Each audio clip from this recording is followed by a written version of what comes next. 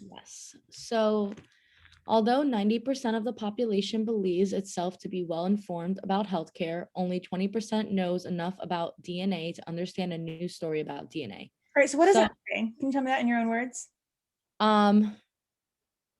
There's like a very high percentage, almost 90% of people of the population believe to be well informed about healthcare, but only 20% know about DNA to understand. Yeah, to a level, right? DNA. Understand Yeah. DNA to a level that we could understand a news story about it. Excellent. Mhm. All right, continue on. So apparently at least 80% of the population does not know enough about medical concepts to make well-informed personnel medical choices or to make good public policy decisions about healthcare. All right, what's our conclusion, Yamira?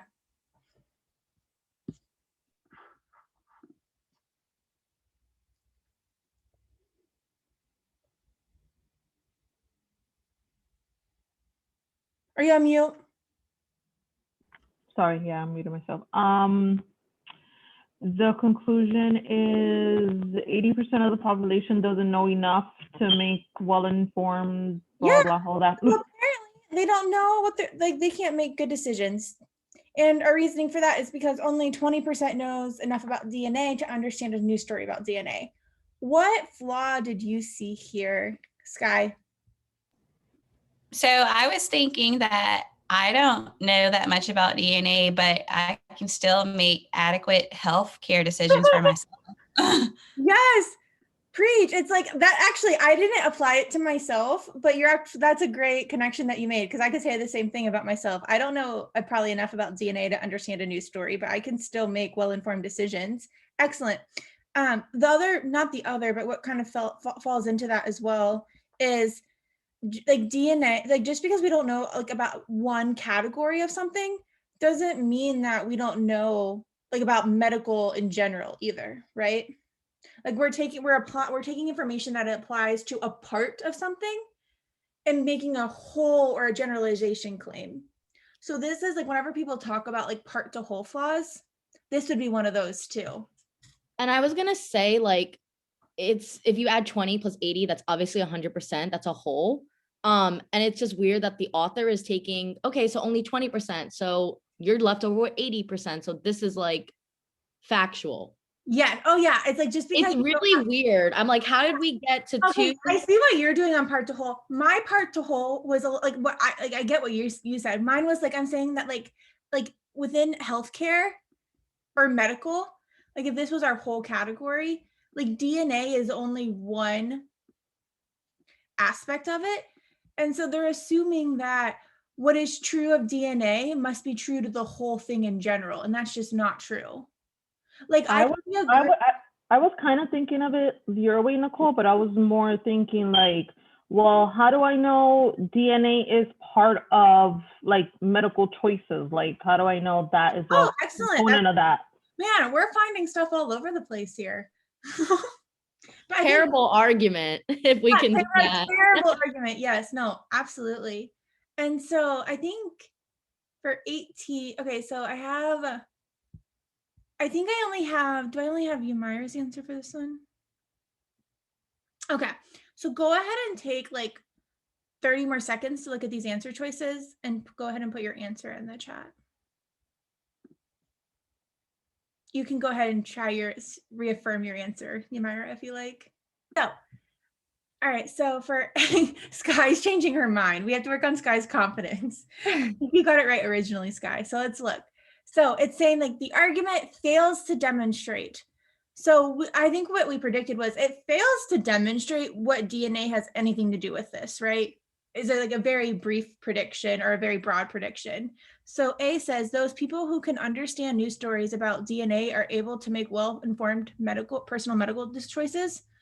Do we fail to demonstrate that?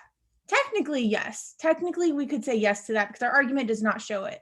But is it a problem? No. No, because we don't care about if people that can understand DNA can make well-informed decisions, right? We only care about, we're talking about people that cannot understand DNA and if they can make well-informed decisions or not.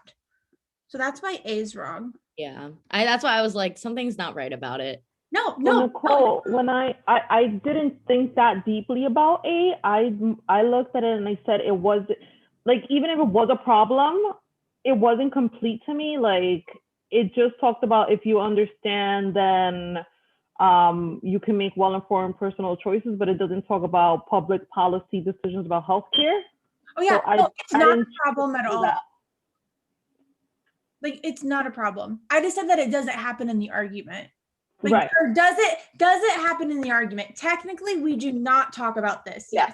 But yeah, Yeah. the fact that you didn't go through those questions, Yamira, is totally fine. But for like, I don't like on the test, you're gonna get to a point where you don't actually ask yourself like these questions Yeah. literally every single time, because you're going to kind of be able to do them in your like, but don't be afraid to keep going through the motions to build it up.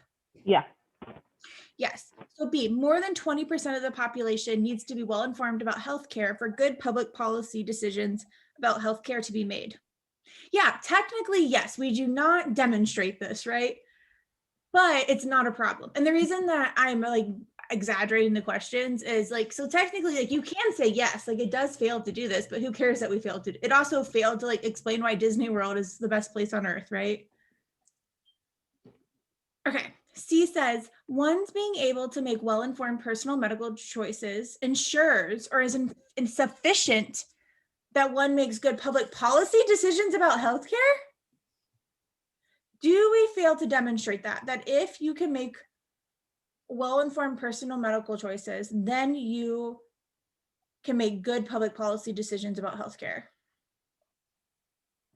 No, not at all. No, and is that even if it's not a problem, because we don't care about people. One, we're talking about people that believe they are well informed about healthcare, but that doesn't mean they actually are. So this one doesn't even happen. All right, D, an understanding of DNA is essential to making well-informed public or personal medical choices or to making good public policy decisions about healthcare. Do we fail to demonstrate this? Yes. In our argument, is it a problem that we fail to demonstrate why understanding DNA matters? Yes. So since we say yes to both of those, that's why D is going to be our correct answer. I have a question. I think I was like confused with the question stem. So I was really struggling to find the answer because I couldn't like put it in my brain. No, so it's saying it actually, instead of just telling us a flaw so we make our predictions, it's actually guiding us to what we're looking for. It's saying, what does the argument fail to demonstrate? So yeah, what does that necessarily mean? Like, what does the argument need to make the argument valid almost? Or like, what is the argument assuming, kind of? Like, what is the argument? What's like failing to consider?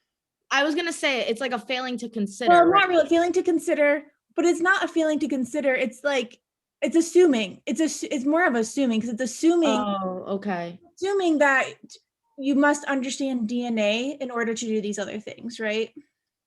I gotcha. Okay, now they're failing to demonstrate their assumption. Maybe that's a better way to describe it.